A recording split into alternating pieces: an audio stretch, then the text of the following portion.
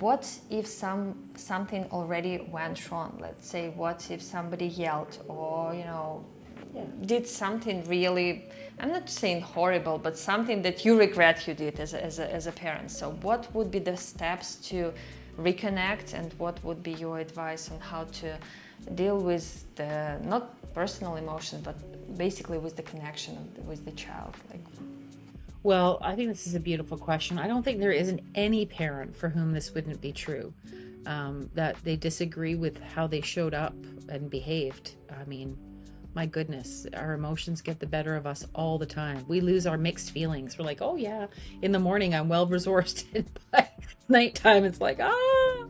So yes, what do we do? Well, we feel badly. I think that's important. We kick ourselves when we go to bed. We feel guilty. But listen, if you have to have some tears about it, if you have to tell someone this, I feel really badly, then do that with someone that you trust. And then just get up the next day and do something different. It's okay. If you need to repair it with your kid and just say, hey, listen, yesterday getting to school didn't work so well. I had some yells in me. Sorry about that. We're going to do something different today. That doesn't work. I need your help.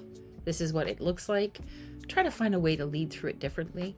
And just say, if you have to, say, I disagree with myself. Or if it's not, you make the decision whether or not repair is necessary. Don't, every single mistake you make, please don't go back and say sorry with every single one. I think that would be difficult, every disagreement you had or everything you wish you had done differently.